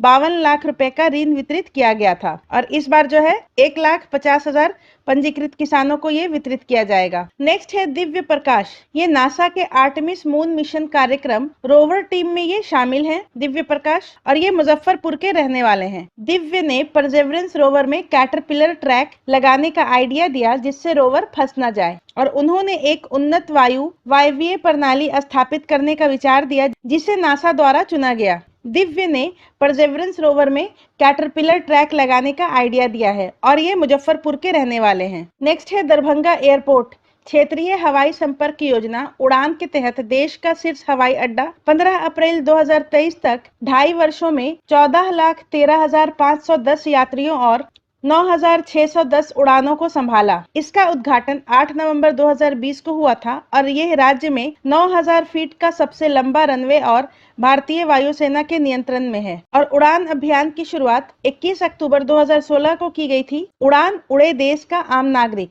और उड़ान अभियान नागरिक उड्डयन मंत्रालय के द्वारा शुरू की गई थी। तो दरभंगा एयरपोर्ट को क्षेत्रीय हवाई अड्डा संपर्क योजना उड़ान के तहत देश का शीर्ष हवाई अड्डा है। इसके अलावा दरभंगा एयरपोर्ट राज्य में 9,000 फीट का सबसे लंबा रनवे है और भारतीय वायुसेना के नियंत्रण में है। और उड़ान अभियान की शुरुआत 21 अक्टूबर 2016 को की गई थी नागरिक उड्डयन मंत्रालय के द्वारा। उड़ान अभियान का मुख्य उद्देश्य क्षेत्रीय हवाई संपर्क को प्रोत्साहित करना और जनता के लिए हवाई यात्रा को वाहनीय बनाना। उड़ान के तहत पहली उड़ान दिल्ली और शिमला के बीच 27 अप्रैल 2017 को शुरू की गई थी। नेक्स्ट है भूमिहीनों की पहचान करना। राज्य में कमजोर वर्ग के उन परिवारों की पहचान करने के लिए मोबाइल एप्लीकेशन लॉन्च किया गया है जो भूमिहीन है और ये एप्लीकेशन आलोक कुमार मेहता द्वारा शुरू किया गया है और आलोक कुमार मेहता बिहार के राजस्व और भूमि सुधार मंत्री हैं और ये सर्वे जून 2023 तक किया जाना है और इसके तहत चयनित हितग्राहियों को पक्के मकान बनाने हेतु भूमि उपलब्ध कराई जाएगी और इसका लक्ष्य दिसंबर 2023 तक हितग्राही परिवारों को वास भूमि उपलब्ध कराना और प्रत्येक परिवार को 5 डेसिमिल जमीन दी जाएगी और उन्हें समूहों में बसाया जाएगा। बिहार में कमजोर वर्ग के उन परिवारों की पहचान करने के लिए जिनके पास भूमि नहीं है या जो भूमिहीन है उसके लिए मोबाइल एप्लीकेशन लॉन्च किया गया है और ये एप्लीकेशन आलोक कुमार मेहता जो कि बिहार के राजस्व और भूमि सुधार मंत्री हैं उनके द्वारा शुरू किया गया है और इसके तहत चयनित हितग्राहियों को पक्के मकान बनाने के लिए 5 डेसिमिल जमीन उपलब्ध कराई जाएगी और उन्हें समूहों में बसाया जाएगा। नेक्स्ट है जाति सर्वेक्षण। पटना उच्च न्यायालय ने राज्य में किए जा रहे जाति आधारित सर्वेक्षण पर रोक लगाने का आदेश दिया। अखिलेश कुमार द्वारा दायर एक याचिका ने अदालत को बताया कि सरकार आकस्मिक निधि का दुरुपयोग कर रही है और इस तरह के सर्वेक्षण राज्य के अधिकार क्षेत्र से बाहर हैं। तो पटना हाई कोर्ट ने जाति आधारित सर्वेक्षण पर रोक लगाया है और इसके लिए याचिका दायरकर्ता अखिलेश कुमार हैं। राज्य के लिए एडवोकेट जनरल पीके शाही ने कहा, जन कल्याण के लिए योजनाएं बनाने के लिए सर्वेक्षण किया जा रहा था। तो बिहार के एडवोकेट जनरल पीके शाही हैं और इस सर्वे का दूसरा चरण मतलब कि जाति आधारित जनगणना का दूसरा चरण 15 अप्रैल को शुरू हुआ था और 15 मई तक पूरा किया जाना था। नेक्स्ट है पर्यावरण मुआवजा। नेशनल ग्रीन ट्रिब्यूनल ने बिहार पर 4000 करोड़ रुपए का पर्यावरण मुआवजा लगाया है। नेशनल ग्रीन ट्रिब्यूनल ने बिहार पर 4000 करोड़ रुपए का मुआवजा लगाया है। इसका कारण सिद्धांत के अनुसार वैज्ञानिक रूप से ठोस और तरल कचरे का प्रबंधन करने में विफल रहने के लिए राशि को 2 महीने के भीतर रिंग फेंस खाते में जमा किया जाना है। तो ये याद रखेंगे, पर्यावरण मुआवजा एनजीटी ने बिहार पर 4000 करोड़ रुपए का लगाया है और इस राशि को 2 महीने के भीतर रिंग फेंस खाते में जमा किया जाना है। इस राशि का उपयोग ठोस अपशिष्ट प्रसंस्करण सुविधाओं की स्थापना, विरासत कचरे का उपचार और सीवेज उपचार संयंत्र एसटीपी की स्थापना में किया जाएगा। 11.7 लाख मीट्रिक टन से अधिक का विरासत अपशिष्ट और साथ ही प्रतिदिन 4072 मीट्रिक टन का असंसाधित शहरी कचरा था। तरल अपशिष्ट उत्पादन और उपचार में अंतर प्रतिदिन 2193 मिलियन लीटर था। नेक्स्ट है भागलपुर में कोयला ब्लॉक। भागलपुर में मिले 2 और बड़े कोल ब्लॉक। 2 नए कोल ब्लॉक का नाम है मिर्जा गांव और लक्ष्मीपुर। मिर्जा गांव कोयला ब्लॉक 2300 मीट्रिक टन का अनुमानित भंडार है और लक्ष्मीपुर कोयला ब्लॉक 1035 मीट्रिक टन का अस्थायी कोयला रिजर्व है। कोयला खादान योजना और डिजाइन संस्थान लिमिटेड CMPDIL रांची द्वारा ये पहचाना गया है। तो भागलपुर में 2 कोयला ब्लॉक मिला है, मिर्जा गांव और लक्ष्मीपुर। मिर्जा गांव में 2300 मीट्रिक टन और लक्ष्मीपुर में 1035 मीट्रिक टन का कोयला का भंडार मिला है। नेक्स्ट है मिशन परिवर्तन। इसका उद्देश्य है स्वच्छता और मे आई हेल्प यू डेस्क सहित सभी मेडिकल कॉलेज अस्पतालों के स्वास्थ्य में सुधार करना। तो ये याद रखेंगे, मिशन परिवर्तन का उद्देश्य स्वच्छता और मे आई हेल्प यू डेस्क सहित सभी मेडिकल कॉलेज अस्पतालों में स्वास्थ्य में सुधार करना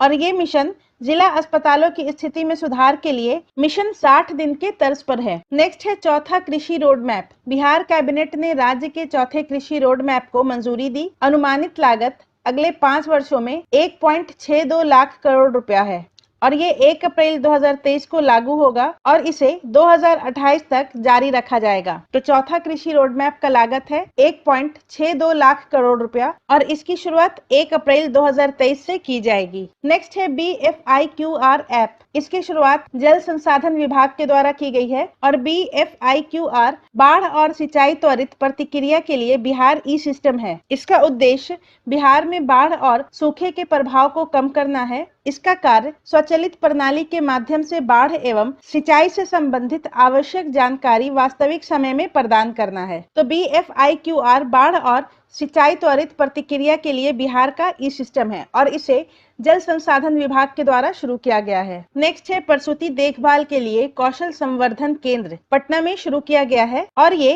federation of obstetrician and gynaecological societies of India के द्वारा प्रसूति देखभाल के लिए कौशल संवर्धन केंद्र की शुरुआत की गई है पटना में और भारत के पूर्वी क्षेत्र में अपनी तरह का ये पहला केंद्र है और ये CSE कार्यक्रम के तहत पंजीकृत सुविधाओं के लिए मान्यता मानकों के आधार पर गुणवत्ता सुधार प्रशिक्षण प्रदान करेगा। नेक्स्ट है मखाना अनुसंधान केंद्र। दरभंगा में मखाना अनुसंधान केंद्र RCM को राष्ट्रीय मखाना अनुसंधान केंद्र NRCM के रूप में नया स्वरूप दिया गया है। भारतीय कृषि अनुसंधान परिषद द्वारा राष्ट्रीय दर्जा वापस मिला और ये ICAR के प्रशासनिक नियंत्रण के तहत है। दरभंगा में मखाना अनुसंधान केंद्र को राष्ट्रीय मखाना अनुसंधान केंद्र के रूप में नया स्वरूप दिया गया है। यह भारतीय कृषि अनुसंधान परिषद के प्रशासनिक नियंत्रण के तहत है। NRCM के बारे में देख लेते हैं। NRCM का फुल फॉर्म होता है नेशनल रिसर्च सेंटर ऑफ मखाना और इसकी स्थापना 2002 में की गई थी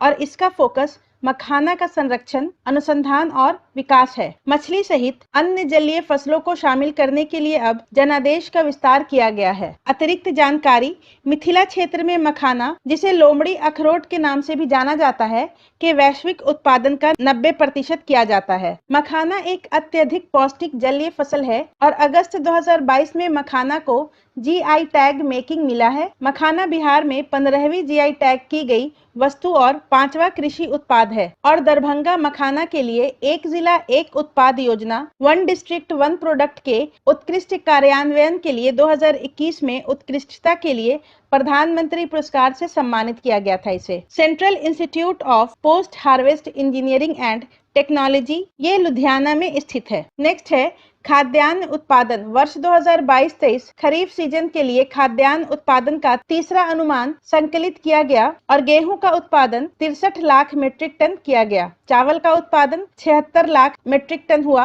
और कुल खाद्यान्न उत्पादन 180 लाख मीट्रिक टन हुआ और वर्ष 2021-22 की तुलना में थोड़ा कम है, जब राज्य ने 184 लाख मीट्रिक टन खाद्यान्न रिकॉर्ड किया था। तो बिहार में वर्ष 2022-23 के लिए कुल खाद्यान्न उत्पादन 180 लाख मीट्रिक टन है। नेक्स्ट है राष्ट्रीय जल पुरस्कार 2022। केंद्रीय जल शक्ति मंत्रालय ने बिहार को जल संरक्षण में तीसरा सबसे अच्छा राज्य माना है। बिहार को सर्वश्रेष्ठ राज्यों की श्रेणी में शामिल किया गया है। जल संरक्षण में प्रौद्योगिकी के उपयोग की मान्यता। मोकामा पटना में गंगा बाढ़ के पानी को उठाना और इसे पाइपलाइन के माध्यम से 151 किलोमीटर तक ले जाना ताकि पानी की कमी वाले गया, बोधगया और राजगीर में हर घर को सुरक्षित पेयजल उपलब्ध कराया जा सके। बाढ़ के पानी का उपयोग जो अन्यथा हर साल बर्बाद हो जाता है। यहाँ पर हर घर गंगा जल योजना की बात की जा रही है। इसी योजना के लिए बिहार को जल संरक्षण में तीसरा सबसे अच्छा राज्य माना गया है। 7 अन्य जल संरक्षण योजनाएं। गोरल सिंचाई योजना दरभंगा में चलाया जा रहा है। बालूघाट बैराज सह सिंचाई योजना मधुबनी में चलाई जा रही है और बीहुल सिंचाई योजना ये भी मधुबनी में। मलाई बैराज ये रोहतास कोंड नदी पर स्थित है। बक्सर और भोजपुर को सिंचाई का पानी उपलब्ध कराया जाता है इससे। जैतपुरा पंप नहर ये कैमूर में स्थित है। मोहने नदी योजना ये गया में स्थित है और उदेर स्थान बैराज ये नालंदा बिहार शरीफ के पास ये योजना स्थित है। गोरल सिंचाई योजना दरभंगा में। बालूघाट बैराज से सिंचाई योजना मधुबनी। बीहुल सिंचाई योजना मधुबनी।